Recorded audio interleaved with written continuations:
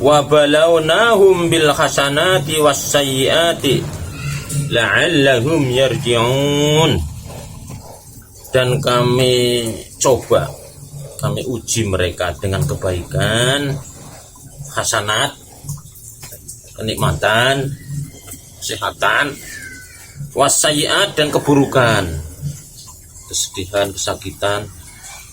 Ternyata ujian itu dua, hasanat dan sayiat. Biasanya yang kita rasakan ujian itu cuman ya rasa sakit, rasa sedih, nggak punya uang, ujian. Ya punya uang juga ujian, miskin ujian, kaya juga lebih berat ujiannya.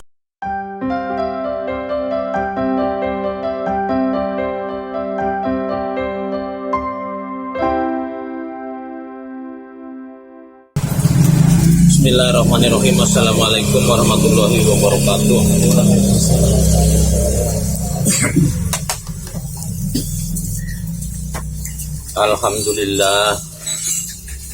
Alhamdulillahilladzi an'ama alaina bi ni'matil iman wal islam wa bi ni'matil jamaah wal imamah. Asyhadu an la ilaha illallah wahdahu la syarikalah wa asyhadu anna Muhammadan abduhu wa rasuluhu la nabiyya ba'dah. Allahumma fasholli wa sallim wa barik ala nabiyyina Muhammadin wa ala alihi wa sahbihi wa mawalah wa la hawla wa la quwwata illa billah. Amma ba'du wa'lamu inna asdaqal hadithi kitabullah wa khairul hadi hadi Muhammadin sallallahu alaihi wasallam wa syarrul umuri muhdatsatuha wa kullu muhdatsatin bid'atun wa kullu bid'atun dhalalah wa kullu dhalalatin finnar.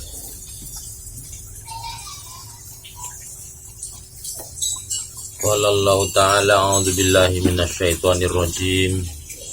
Bismillahirrahmanirrahim.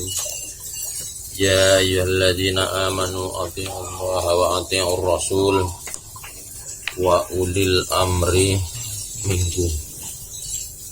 Fa in tanaza'tum fi syai'in farudduhu ilallahi war rasul in kuntum tu'minuna billahi wal yawmil akhir dzalika khairu wa ahsanu ta'wila. Sadaqallahul azim. Para ikhwan jamaah taklim Riyasah Depok yang ada di Mampang yang dirahmati Allah, pertama-tama marilah kita bersyukur kepada Allah Subhanahu wa taala pada malam hari ini. Allah Subhanahu wa taala memberikan kepada kita kenikmatan yang kita rasakan adalah kenikmatan berjamaah. Kita kumpul ini diikat karena ikatan iman, yaitu ikatan hidup berjamaah. Secara fisik kita sehat, diberikan kesehatan oleh Allah. Marilah kita syukuri nikmat-nikmat yang tidak bisa kita hitung satu-satu, banyak banget. Kita syukuri, kita gunakan untuk meningkatkan kualitas iman kita, kualitas takwa kita, sampai dengan kualitas haqqatu qotih, untuk mempersiapkan diri kita agar akhir hayat kita bisa husnul khotimah. Mudah-mudahan apa yang sudah kita amalkan, kita kerjakan, baik berupa ibadah mahdoh ataupun ibadah ghairu mahdoh, semuanya dicatat oleh Allah sebagai amal soleh. Amin ya rabbal alamin. Para ikhwan sekalian, sebulan sekali Allah berikan kepada saya untuk bersilaturahmi ke sini. Tibalah saatnya pada malam hari ini saya bisa bersilaturahmi dengan para ikhwan dengan materi yaitu marilah kita memupuk hati kita. Setelah kita hidup berjamaah, selalu kehidupan berjamaah kita harus kita jaga, kita pupuk. Taklim yang lalu saya sudah menyampaikan bab 4 itu ya, loncat. Prinsip-prinsip hidup berjamaah. Masih ingat ya? Lupa Pak ya. Kalau sebulan jadinya lupa. Prinsip-prinsip hidup berjamaah. Waktu itu sudah saya jelasin nomor 1, nomor 2, nomor 3 belum. Baru 1 sama 2. Emangnya ada berapa? Banyak. Cuman kan kalau semuanya ditulis, bukunya terlalu tebal. Jadi segala sesuatu dibatasi, inilah ya. Ada pembatasan masalah. Diulang lagi kenapa ya? Yang pertama apa Pak waktu itu Pak? Prinsip hidup berjamaah. Tadi enggak waktu itu ya? Tadi coba dibuka bukunya. Oh sama lu dibuka aja. YouTube. Iya. Di YouTube udah ada, tapi kan harus diklik ya. Itu kan versi klik itu. 1, prinsip kita hidup berjamaah. Kita ini setelah kita berjamaah menjadikan Al-Quran dan Sunnah sebagai pedoman, ya kan? Dan hidup nggak pakai pedoman ya tersesat, ya kan? Jadi sudah hidup berjamaah ini ada prinsipnya. Yang pertama, menjadikan Al-Quran dan Sunnah sebagai pedoman hidup. Kita sudah ada di relnya. Bicara dengan orang jamaah, bicara Quran Sunnah. Apapun yang dikerjakan, landasannya adalah Quran Sunnah. Pasti mana dalilnya, ya kan? Mana ayatnya, ya kan? Mana hadisnya? Kalau udah bicara ayat itu qot'i. Kalau bicara hadis itu ada yang dhaif, ya kan? Tidak qot'i. Yang kedua, prinsip yang kedua, kita hidup berjamaah ini dalam rangka mengamalkan Islam secara keseluruhan, ya kan? Ya ayyuhalladzina amanu dukhulu fis-silm. Tidak dengan berjamaah tidak bisa Islam dilaksanakan secara keseluruhan. Jadi Islam bisa dilaksanakan secara keseluruhan ya dengan berjamaah. Berarti prinsip hidup kita dalam berjamaah adalah melaksanakan Islam secara keseluruhan. Ini kata orang yang imannya masih lemah seperti saya, berat amat ya. Seluruhnya harus kita amalkan. Kalau imannya masih lemah ya berat. Kalau imannya sudah tidak lemah, kuat. Yang ketiga, prinsip hidup berjamaah itu taat, teratur, tertib, dan terpimpin. Dan berjamaah kan udah baiat kan? Baiat itu intinya adalah taat. Ini akan saya terangkan. Kemudian teratur. Berjamaah itu harus teratur. Karena ada pimpinan, tugasnya kerjanya ngatur. Yang diatur siapa? Umat. Ada aturannya, teratur, taat, tertib, disiplin, rapih. Nah, nanti saya jelasin. Itu kita diskusi aja lah ya. Saya jelasin ya kurang juga lah. Kan kita sudah banyak taklim, kita sharing. Sharing apa sering? Yang keempat, prinsip kita hidup di dalam jamaah itu selalu memprioritaskan Allah dan Rasul. Malam ini kepengennya kita tidur, tapi ada panggilan taklim Allah dan Rasul, ya kan? Prioritaskan. Bisa izin bisa, ya kan? Malam ini tadi gerimis, kita bisa izin. Boleh di sini boleh. Kalau nggak sakit izin. Pokoknya alasannya gerimis lah gitu ya. Memprioritaskan tidur, bukan memprioritaskan datang taklim. Kalau sudah berjamaah ya prioritasnya adalah Allah dan Rasul dan jihad fisabilillah. Nomor berapa itu tadi? 4. Nomor 5, waktu karimah, melaksanakan amar ma'ruf dan nahi mungkar. Jadi setelah kita berjamaah ini tugasnya adalah mendakwahkan apa yang kita amalkan, dakwahkan. Nah, jamaah ini milik Allah, bukan milik pribadi, milik Allah. Kita ngajak orang-orang semua masuk surga. Yang salah kita nasihati, yang bengkok kita luruskan, yang jauh kita dekatkan, yang dekat kita pertahankan. Gitu. Jangan jongkrokin ke sana, jangan. Yang tidak bisa kita ajari, yang sudah bisa ngajari. Apalagi Pak? Yang kelima tadi, yang keenam. Hidup berjamaah ini yang keenam mewujudkan ukhuwah Islamiyah. Buah dari hidup berjamaah itu ya bersaudara. Cuma aja hidup berjamaah tidak bersaudara. Wasbahtum binikmatihi ikhwana. Prinsip itu. Prinsip itu landasan utama. Yang keenam, yang ketujuh, apa tadi? Selalu di tengah-tengah umat memberikan contoh teladan. Laqad kana lakum fi rasulillahi uswatun. Jamaah inilah teladan bagi umat. Seluruh kebaikan kita ada di depan. Teladan. Sholat berjamaah, jangan nunduk orang ya, kita teladan ya kan. Ngajinya kita menteladani. Jamaah inilah menteladani, memberikan contoh yang terbaik. Siapa yang memberikan contoh? Orang jamaah.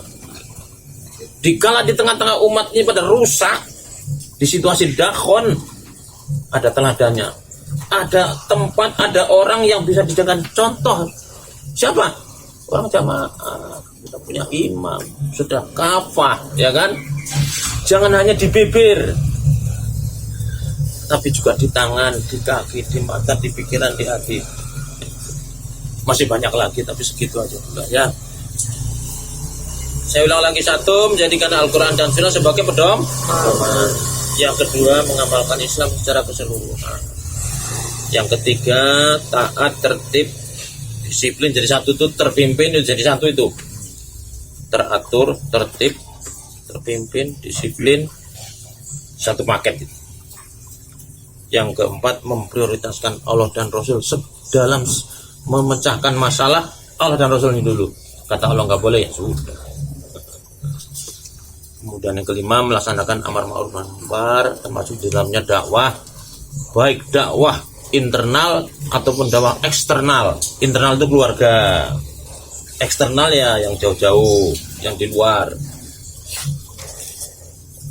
Kemudian mewujudkan ukhuwah Islamiyah, baik yang sudah berjamaah ataupun yang belum berjamaah, sesama muslim kita ajak bersaudara. Kemudian berahlak mungkar.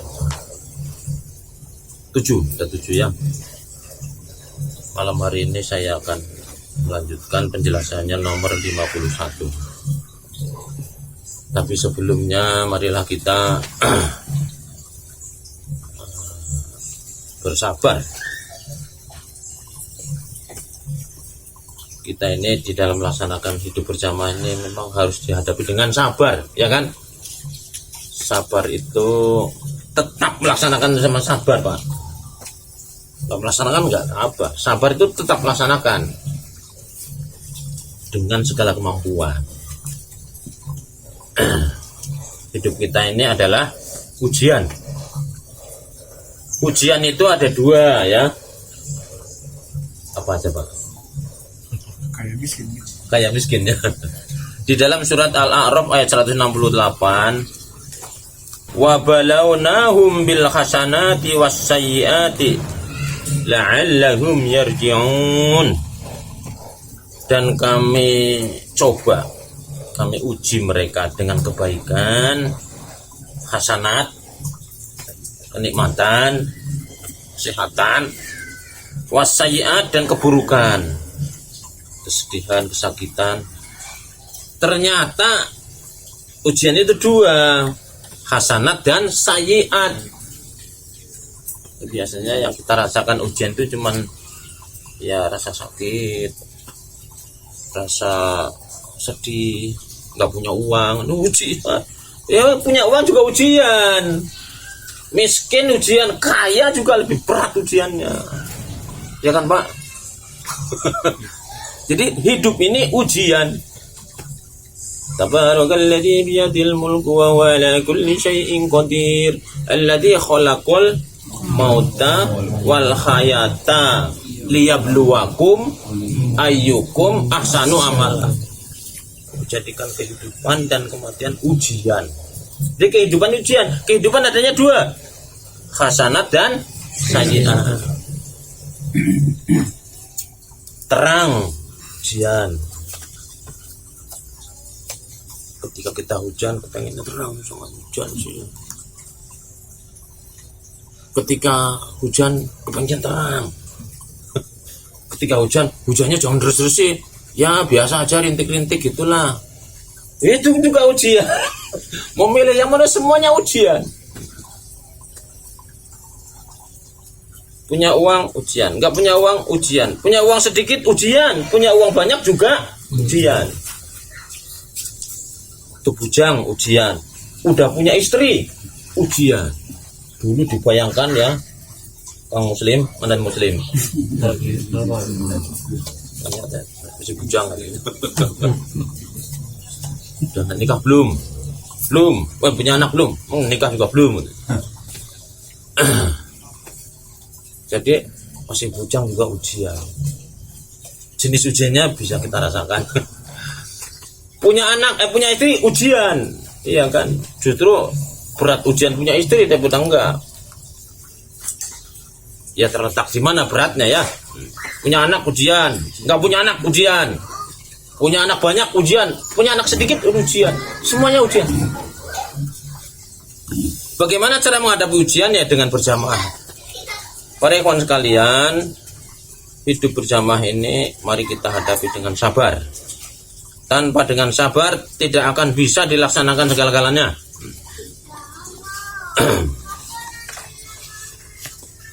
Berjamaah ini ya, kita harus mengamalkan Islam secara keseluruhan, tentu semampu kita. Wattaqullaha mastata'tum.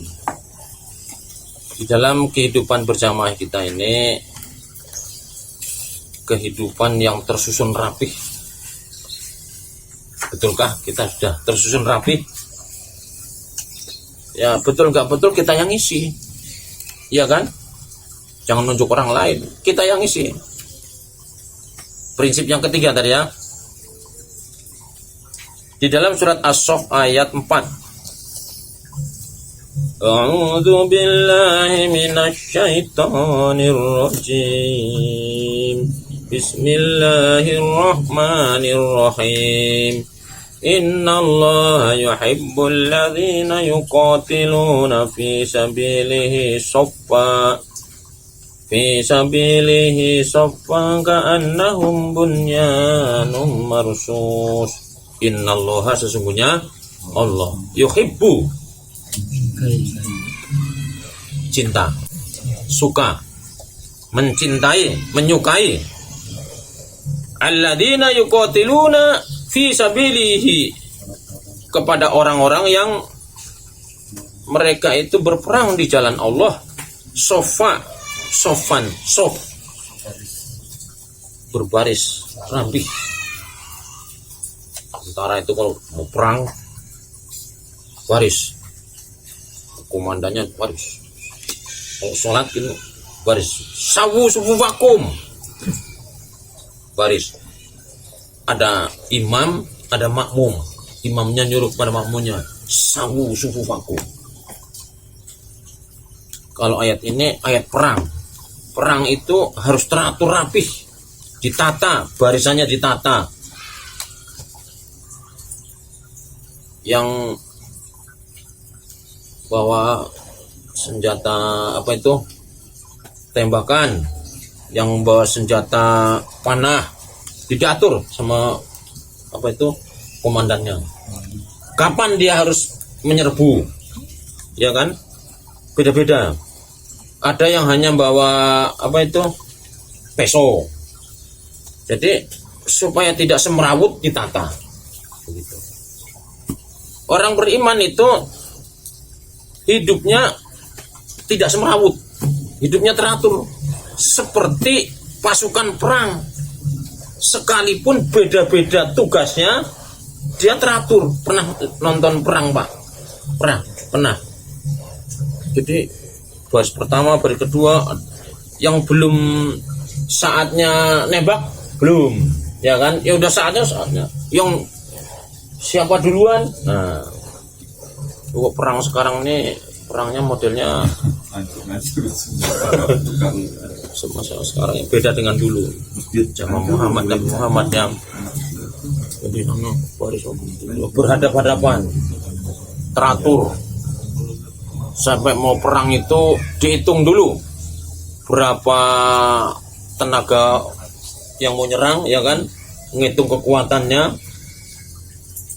Yang naik kuda berapa, kudanya ada berapa, yang panah berapa, yang tombak berapa, dihitung tuh. Nah nanti geraknya itu bahkan sudah diatur, nanti kamu nanti nyerang ini, kamu nanti nyerang ini. Itu ilmunya ukhuwah itu ya, ilmunya ukhuwah. Tapi itulah susunan orang beriman seperti itu, teratur. Nggak boleh nembak sembarangan. Ka'annahum bunyanum marsus, seperti bangunan yang tersusun kokoh. Kita ingat ini bangunan ini ada tiangnya, ada temboknya, ada pintunya, semuanya disusun rapi, semuanya memiliki fungsi, ya kan? Tupoksi bahasa canggihnya, bahasa Jawa itu tugas pokok dan fungsi.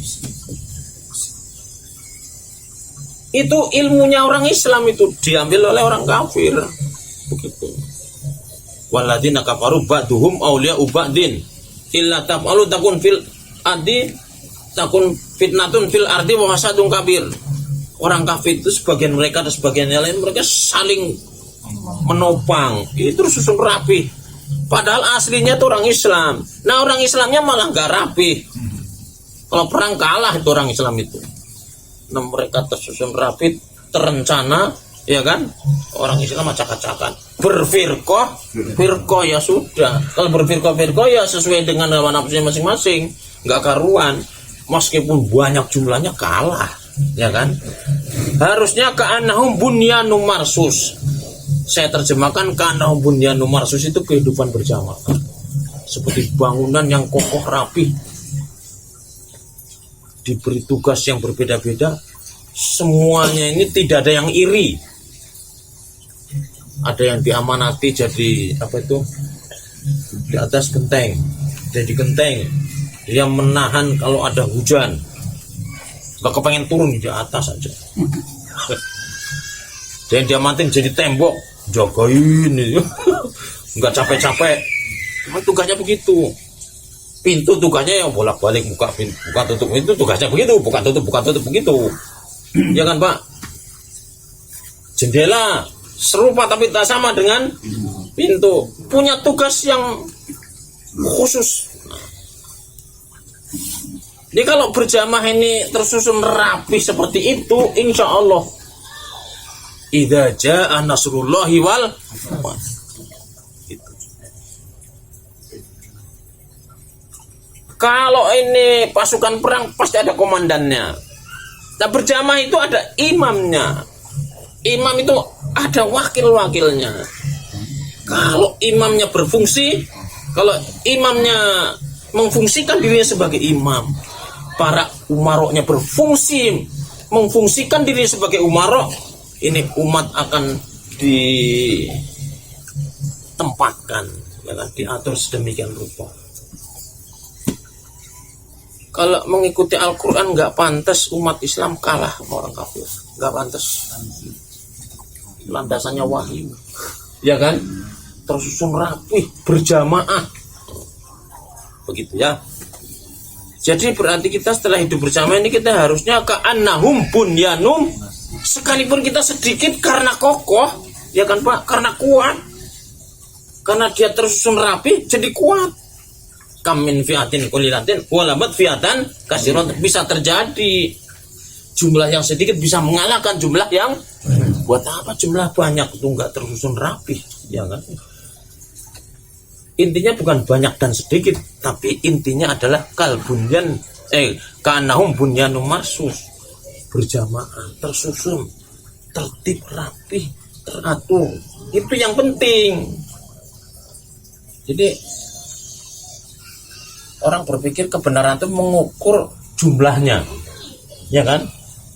Sedikit mah nggak benar, yang benar banyak, mayoritas gitu ya. Itu dalam ilmu penelitian itu, misalnya guru meneliti siswanya ada 30 satu kelas. 30 itu diajar baca Quran. Ada yang minat, ada yang tidak minat. Menelitinya gimana? Berapa orang yang minat, berapa orang tidak minat kan?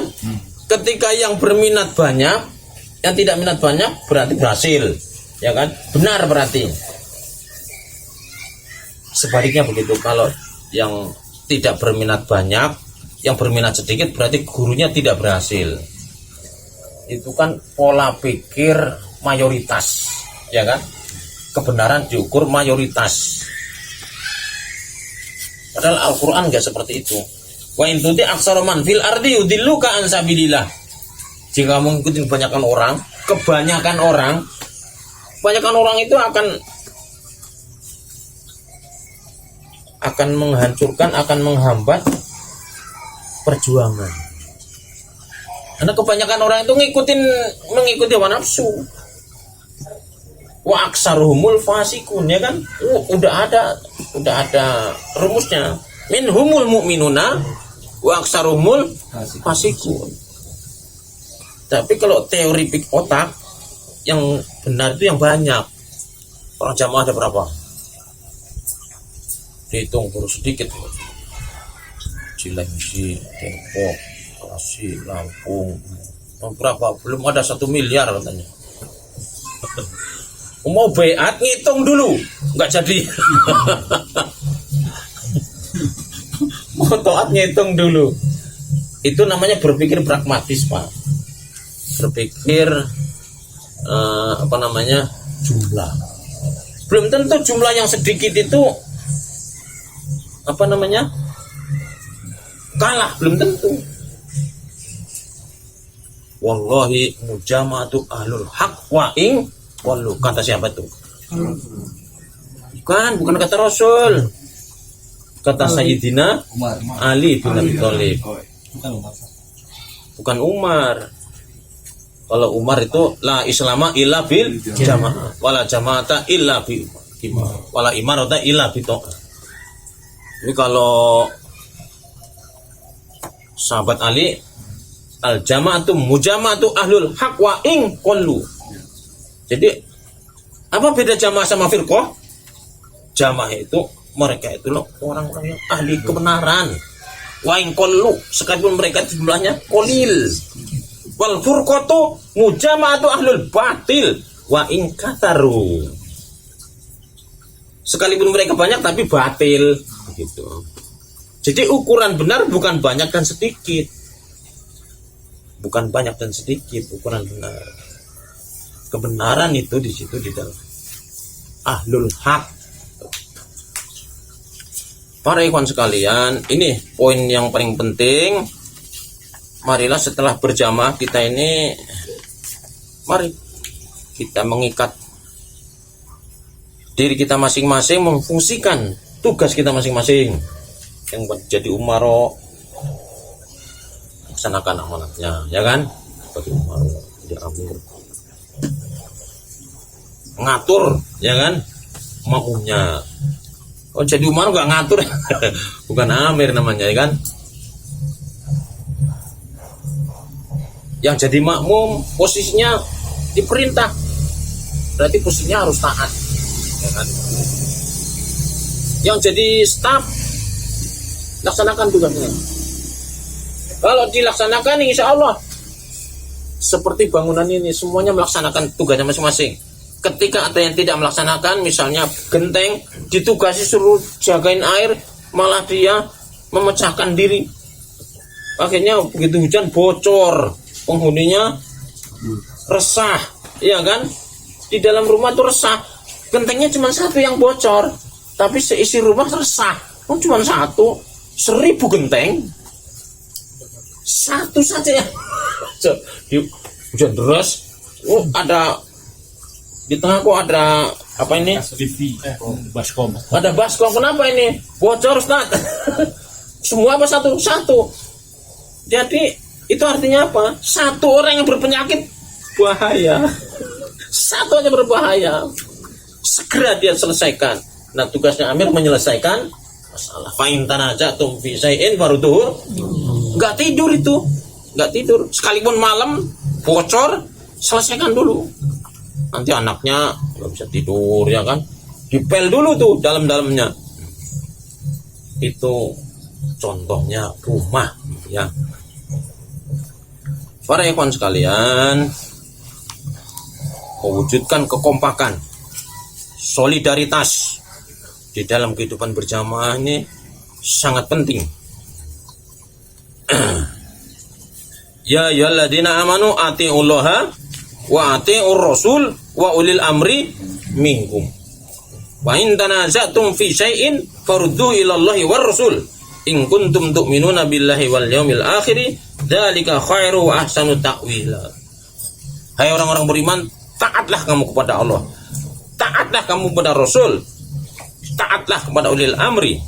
Maka jika di antara kamu ada yang berbeda pendapat, berselisih, apa saja masalah, apa saja tentang sesuatu, segera kembalikan kepada Allah dan Rasul. Jangan ditunda-tunda. Loh, masalah ditunda, semakin ditunda semakin apa? Bertambah banyak. Masalah itu semakin ditunda banyak. Contohnya tadi lo hujan, ada yang bocor dibiarin. Semakin banyak itu. Jangan dibiarin. Nah, itu. Satu genteng, kalau gentengnya semuanya, wah, babak belur itu dalam rumah. Jadi para ikhwan sekalian, berarti banyak sekali di sini yang harus kita benerin. Fungsi-fungsi mana yang tidak berfungsi, samalah dengan bengkel. Bawa motor bawa ke bengkel. Kenapa Pak motornya Pak? Ini ada yang rusak itu. Rusak itu ada yang nggak berfungsi, ya kan? Ini ada yang udah pecah, bensinnya habis, udah diisi bensin bocor. Nah. Jadi kalau dia itu yang punya itu menyelesaikan masalah, yang tidak berfungsi difungsikan. Kalau memang bisa dibenerin. Kalau memang harus diganti yang baru, Mir, ganti yang baru dong, jangan saya terus. Ya nggak apa-apa kalau memang harus lem biru, ganti yang muda, nggak apa-apa. Yang penting hasil musyawarah gitu, regenerasi misalnya. Jadi ini tugas yang paling beratnya jadi amir. Jadi amir itu mikir terus, amir taklim jadi mikir.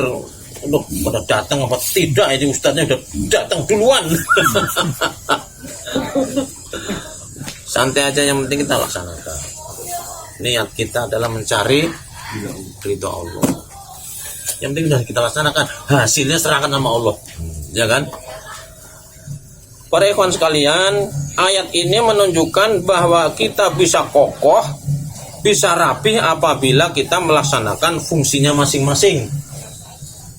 Amir fungsinya mengatur, makmum diatur, taat. Nah, gitu. Kalau ada makmum tidak taatnya nanti akan ada masalah. Roda suruh muter nggak mau muter. Kita naik motor, ini roda nggak muter, ini jengkel itu yang punya motor. Kamu ini nggak taat. Bahasa itu tuh, bahasa jamaah itu. Nggak berfungsi, nggak taat itu nggak berfungsi, ya kan? Yang harusnya berfungsi nggak berfungsi. Dia pasti itu ganti. Ini banyak bocor nih, nggak taat. Harusnya tidak bocor kan? Ditempel. Begitu. Jangan main ganti-ganti aja, belum punya uangnya.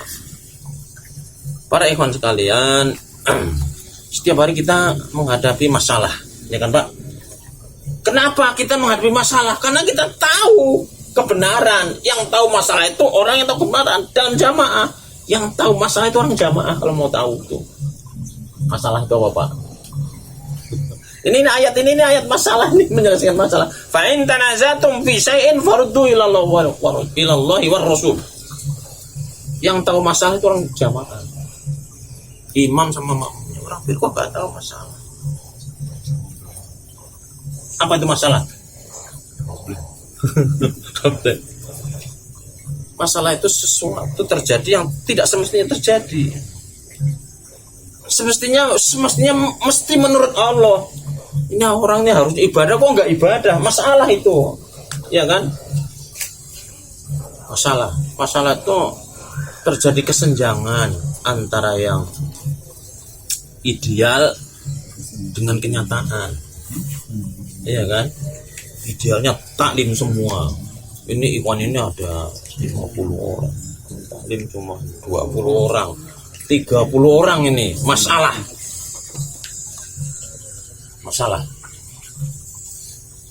Masalahnya tidak hadir, harusnya hadir.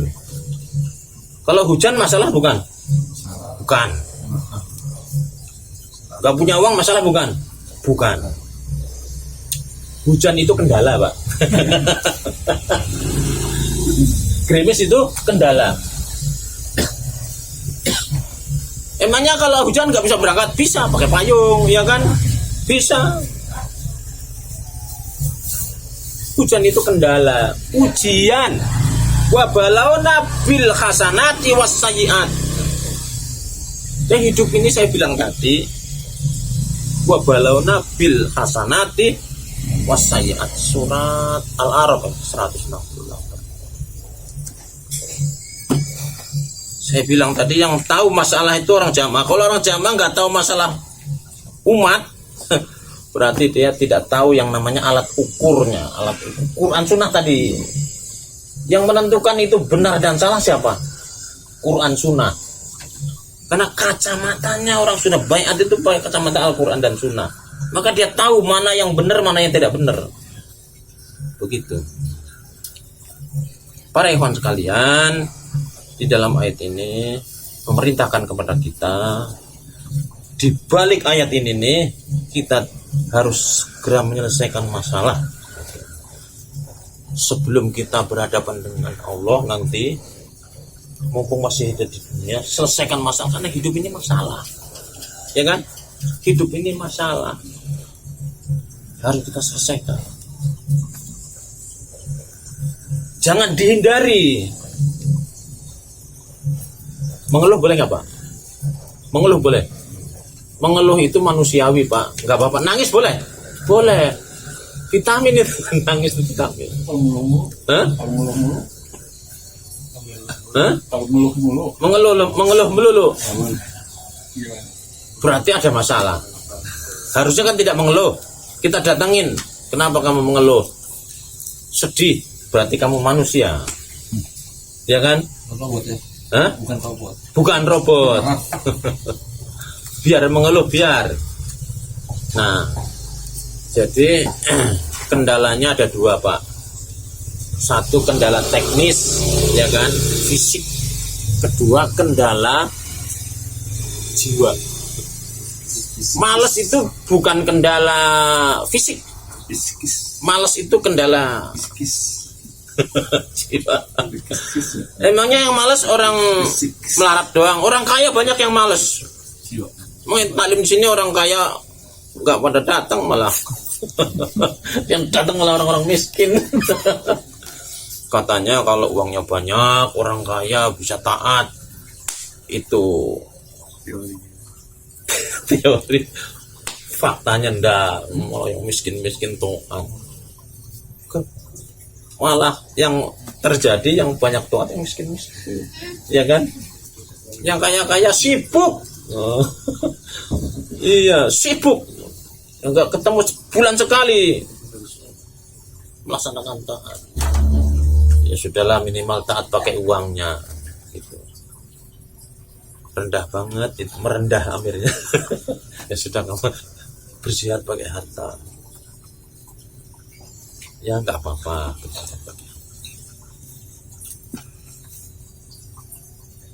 Apakah harta itu bisa menilai seseorang? Kan belum tentu kan? Para ikhwan sekalian, itu tadi saya bilang, kami uji mereka bil hasanat karena kebaikan, kekayaan, kesehatan, wassayiat, keburukan, sakit, sedih, mengeluh, itu termasuk sayiat itu Pak. Mengeluh itu banyak yang mengeluh. Bagaimana caranya? Caranya baca Al-Quran, ya kan? Caranya dengerin nasihat. Tadi umaro harus punya ada usaha, melaksanakan punya usaha. Upaya-upaya para umaro dalam membimbing umat untuk mendapatkan ridho Allah. Upayanya harus banyak. Dia berpikir sebanyak-banyaknya, cari solusi. Dihadapi banyak kendala. Setelah dilaksanakan upaya, kendalanya banyak. Kendala itu apa sih tadi? Kendala itu hambatan, rintangan. Nah, hambatan, rintangan dicarikan solusi. Baru dievaluasi, dilihat hasilnya. Tuh. Jadi diupayakan dulu, baru menghadapi kendala, baru dicarikan solusi, baru dicarikan hasilnya, dievaluasi. Kita juga begitu sama. Para ikhwan sekalian, tanda orang yang tertib itu adalah taat, ya kan? Tanda orang taat itu mereka selalu mencintai Allah, Rasul, dan ulil amri.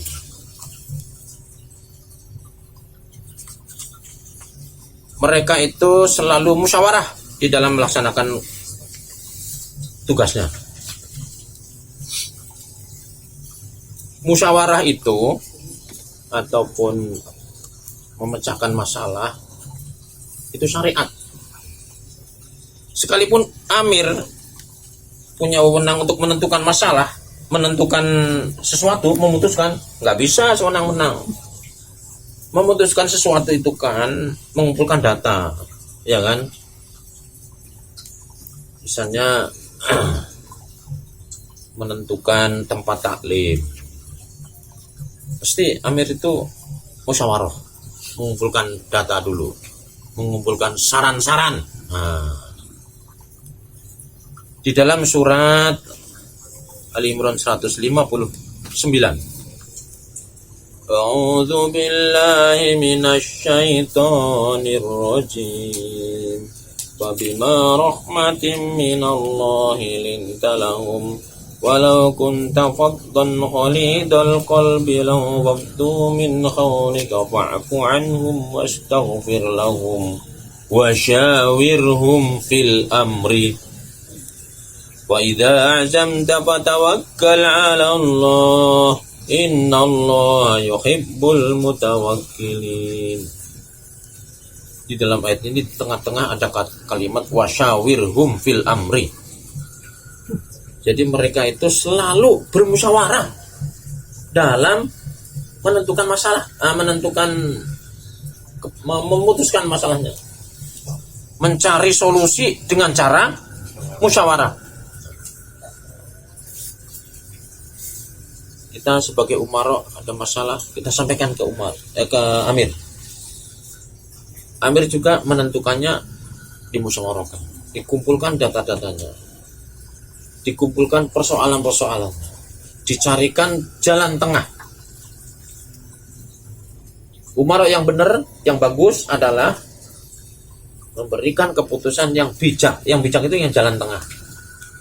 Karena umat Islam ini, umat Nabi Muhammad, Islam ini agama tengah-tengah. Agama pertengahan. Pertengahan itu imbang. Di mana imbangnya di situ? Nah, di dalam musyawarah itu diputuskan baik ke kanan, baik ke kiri. Jadi enak. Di dalam ayat ini diperintah oleh Allah dengan fi'il amr, fi'il amr, wasyawirhum fil amri. Hendaklah segala sesuatu dimusyawarahkan. Tertib berarti. Para ikhwan ada permasalahan, ada apa kegiatan di rumah, sampaikan sama amirnya. Atau ada apa yang terkait dengan umat, sampaikan. Anda sudah berjamaah, maka tertib. Amir juga gitu, mentang-mentang seorang amir mau jalan sendiri, musyawarahkan, ada stafnya kumpulin. Ini ada masalah begini nih, gimana menurut kamu? Rasulullah itu tidak pernah meninggalkan musyawarah. Rasul saja memutuskan masalah, nunggu wahyu, udah ada wahyu diserahkan ke para sahabat, kumpulin ini bagaimana nih. Sekali beliau bisa menemukan begini enggak? Beliau tetap musyawarah. Jadi para ikhwan, apabila sudah hasil musyawarah, maka keputusannya akan enak, ya kan? Dilaksanakannya akan nikmat. Para ikhwan sekalian, susah-susah gampang. Tapi itulah prinsip, kalau dikerjakan mendapatkan rahmat. Kalau tidak dikerjakan ya menimbulkan masalah baru. Kemudian mereka itu diantaranya tertib juga apabila dia ada masalah disampaikan, apabila dia keluar dia izin, ada perizinan. Di dalam surat An-Nur ayat 62 Allah perintahkan kepada orang beriman supaya bukan izin. Innamal mu'minuna alladhina amanu billahi wa rasulihi wa idza kanu ma'ahu ala amrin jami'in lam yadhhabu hatta yasta'dhinuhu. Innal ladzina yasta'dhinunaka ulaika alladzina yu'minuna billahi wa rasulihi wa idza ista'dhanuka li ba'di sya'nihim fa'dan liman syi'ta minhum wastaghfir lahumullah innallaha ghafurur rahim. Sesungguhnya orang-orang beriman adalah orang-orang yang beriman kepada Allah dan Rasulnya. Berarti ada orang beriman tidak beriman kepada Allah. Iman kepada siapa? Iman kepada setan. Iman itu yang benar, iman kepada Allah. Innamal mu'minuna alladzina amanu billah wa rasulihi. Berarti ini sebanding dengan prinsip yang pertama, menjadikan Allah dan Rasul, Quran dan Sunnah. Nah, ya kan? Wa idza kanu ma'ala amrin jami'an, apabila mereka berada bersama beliau, sahabat bersama beliau, ala amrin jami'in, urusan jamaah, urusan orang banyak, lam yadhabu, mereka tidak pergi begitu saja, disipliner, pergi diam-diam. Hatta yasta'dinu, sehingga mereka para sahabat itu izin kepada beliau, kepada Nabi. Artinya apa? Tertib, izin. Di antara tertib yang ini izin. Kalau tadi tertib itu taat, tertib itu melaksanakan fungsinya. Kalau ini tertib izin, bukan izin. Bahasa Arabnya idnun, biidnillah, ya kan? Ya, biiznillah. Biiznillah. Yasta'dinu, mereka minta izin. Innal ladzina yasta'dinunaka ulaika alladzina yu'minuna billahi wa rasulihi. Mereka-mereka yang minta izin adalah orang-orang yang mempunyai iman kepada Allah dan orang yang selalu izin bila ada keperluan. Saya bilang tadi enggak talim boleh izin. Nah, ya kan? Jangan di WA izinnya, japri aja Pak. Intinya jangan nanti izin penular yang lainnya pada izin. Japri gitu ya. Faidastadanu kalibati sanihim, apabila mereka meminta izin untuk suatu urusan, ada perlu nih di keluarga. Malam ini saya mau nasihatin istri saya, anak saya. Dari kemarin nggak sempet, pas malam taklim nih, mana nih? Izin. Islam ini tidak memberatkan. Tidak memberatkan. Sampaikan sama Amir, saya malam ini ada masalah. Saya mau selesaikan dulu. Saya ini kepala negara di rumah tangga saya. Kepala keluarga maksudnya. Saya yang bertanggung jawab. Tapi nanti kalau saya menyampaikan sama Amir. Libati sanihim, sebagian masalah, sebagian keadaan ada masalah. Fa'dan kata Allah, berilah izin. Fa'dan itu menyuruh pada Amir, berilah dia izin. Fa'dan, tapi liman syi'ta, bagi yang kamu kehendaki. Jangan kamu udah izin kemarin, izin lagi. Dia punya hak untuk mengkritik. Izin terus. Itu. Ya tapi ini penting, sampaikan alasannya yang jelas. Jadi faidastadanu kalibati sanihim itu alasan yang jelas. Fa'dan, berilah izin liman syi'ta minhum, bagi siapa yang kau. Maksudnya apa? Tidak semua izin diizinkan. Enggak. Berarti orang izin itu harus dicek dulu alasannya gimana sih, ada gimana. Ya biasanya namanya izin pasti keperluan lah ya. Tapi ada keperluannya dibuat-buat. Izin tiap malam taklim. Kalau izin jangan malam taklim, kita sudah musyawarah ini dulu, ini sudah menentukan taklim itu malam, kamu sudah musyawarah. Ya hendaknya ya mengerti lah begitu ya. Sama-sama sepakati. Iya sudah sepakat. Satu, berilah izin, Mir. Yang kedua, wastaghfir lahumullah, yang minta izin tadi jangan diomelin. Doakan pada mintain ampun. Ya Allah, ampunilah dia ya Allah. Ini malah jengkel. Amir yang baik itu mendoakan makmumnya. Jadi Amir yang baik itu mendoakan makmumnya.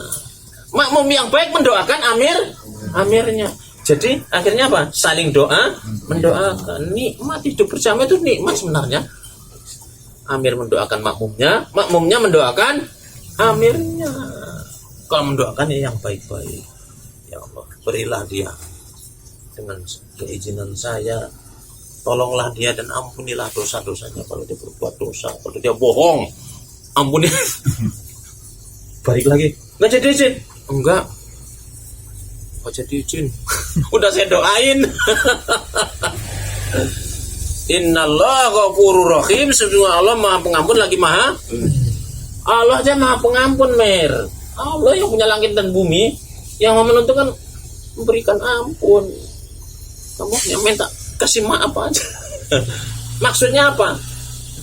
Allah itu pengertian kepada hambanya. Amir juga pengertian. Jadi surat apa tadi Pak? An-Nur ayat 62. An-Nur ayat 62. Itu saya tulisnya asbabun nuzulnya nih. Asbabun nuzulnya Rasulullah itu lagi bikin parit. Mau perang kondak parit. Rasulullah ikut terjun amal soleh. Ngangkutin batu gitu ya. Para sahabat, para ikhwan-ikhwan semua itu suruh amal soleh. Nah, ada yang pergi diem-diem. Rasulullah sendirian. Terus ngangkat batu. Berkeringat Rasulullah. Artinya itu Amir itu memberikan contoh. Nih makmumnya ada yang 24, 3, 4, 5 orang pergi nggak izin. Nah, pernah terjadi waktu bikin parit. Bikin parit buat apa? Kalau di Jawa mana muslim bikin parit itu buat air. itu irigasi. Jadi Rasulullah bikin parit itu untuk pertahanan perang. Para ikhwan sekalian, ditegur oleh Allah, turunlah ayat ini. Itu pada gak izin tuh, turunlah ayat ini. Ini ayat ini turun karena sahabat pergi nggak izin. Gitu. Tambah apa udah ya? Udah aja dulu ya. Para ikhwan kalian, kata akhirnya cukup ya, cukup. Kita lanjutin nanti pertemuan yang akan datang. Memprioritaskan Allah dan Rasul nanti kita bahas lagi pada waktu yang akan datang. Mudah-mudahan Allah Subhanahu wa taala memberikan rahmat kepada kita dalam melaksanakan perintahnya yaitu perintah berjamaah. Bagaimana kita berjamaah mengisi jamaahnya ini, mengisi nilai-nilai hidup berjamaah, yang jadi amir, yang jadi makmum, jadi amun, itu bagaimana? Tadi sudah saya uraikan. Mudah-mudahan Allah SWT menguatkan kita, mengampuni kesalahan dan dosa-dosa kita yang sengaja dan tidak sengaja. Rabbana atina fid dunya hasanah wa fil akhirati hasanah wa qina adzabannar. Wassalamualaikum warahmatullahi wabarakatuh. Waalaikumsalam warahmatullahi wabarakatuh.